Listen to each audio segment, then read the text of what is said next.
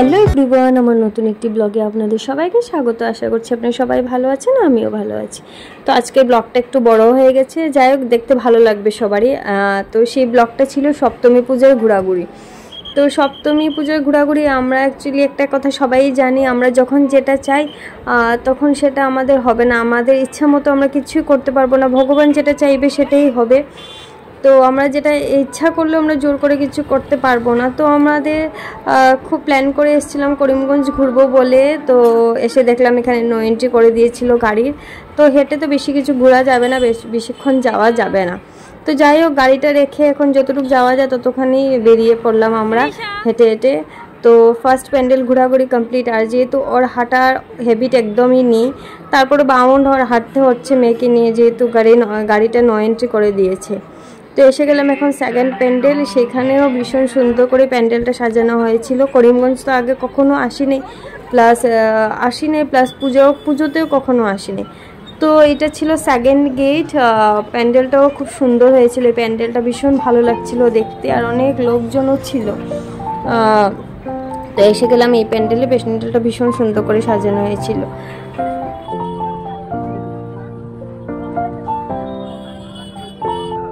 তো এই যে দুর্গা প্রতিমাটা, এটা একটু ইউনিক বানানো হয়েছিল। প্রতিমাকে অনেক দুর্গা প্রতিমা সবসময় সোজা থাকে, এটা একটু বসানোর মধ্যে বানানো হয়েছিল, ভীষণ ভালো লাগছিল।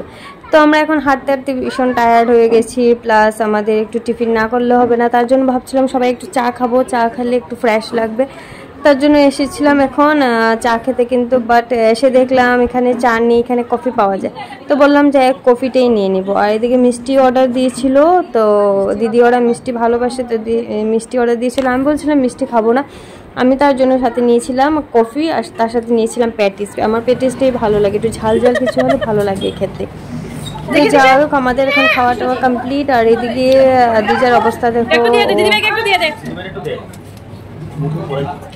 তো এসে গেলাম আমরা এখন থার্ড না ফোর্থ প্যান্ডেলে। তো এই প্যান্ডেলটা আমার সবচেয়ে বেশি ইউনিক লেগেছে, ভীষণ ভালো লেগেছে। ভাবছিলাম যে যাব না, পায়ে ব্যথা করছিল অনেকটা, কিন্তু বাইরের থেকে দেখে প্যান্ডেলে আমি না গিয়ে পারলামই না। এই যে প্যান্ডেলটা ভীষণ ইউনিক হয়েছে, তোমরাও দেখে বলবে যে কীরকম লেগেছে প্যান্ডেলটা। এই যে পুরো প্যান্ডেলে নেস্ট ছিল, পাখির ঘরটা বানানো ছিল, তার সাথে ছোটো ছোটো পাখি ঝুলিয়ে ঝুলিয়ে দিয়েছিল। প্যান্ডেলটা ভীষণ ভালো লাগছিল।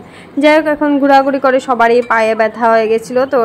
তো সাইডে টুলগুলোতে বসে একটু রেস্ট করছিল, পায়ে ভীষণ ব্যথা করছিল বলে দিদিভাই ওরা। তো যাই হোক, তো আমাদের করিমগঞ্জ ঘোরা কমপ্লিট হয়ে গেছে। যেহেতু গাড়ি এন্ট্রি ছিল না, তা বেশি ঘোরা যায়নি, হেঁটে যতটুকু পারা গেছে ততটুকুই। তো এসে আমরা এখন গাড়িতে উঠে রওনা হচ্ছিলাম যে কোথায় যাব ভাবছিলাম। যাই হোক, ভগবান যেটা চায় সেটা তো হবেই হবে, আমরা যেটা চাই সেটা হবে না। তো যাই হোক, আজকে ইচ্ছা ছিল, হয়তো বা ভগবানও চাইছিল যে আমরা জংলা কালীবাড়িতে আসি। অনেক বছর আগে এসেছিলাম, তো এখানে এসে দেখলাম সব কিছুই পাওয়া যায়। তো আমরা নিয়ে নিলাম প্রদীপ, আর সাথে দিদি নিয়েছিল শাড়ি। তো আমরা এখন জংলা কালীবাড়িতে এসে গেছি। আর তোমরা যেই আসো, তোমরা এখানে সব পাবে, শাড়ি, চূর্ণি, প্লাস প্রদীপ, ক্যান্ডেল, সব কিছুই পাওয়া যায়। তো অনেকটা উঁচুতে ছিল মন্দির। তো যাই হোক, আমরা উঠে গেলাম মন্দিরে, এই যে দেখতে পারা যাচ্ছে অনেকটা উঁচুতে ছিল। তো এসে গেলাম মন্দিরে, এখানে দুর্গাপূজা হয়। তো এই যে দেখতে পাচ্ছ, এই যে মন্দিরে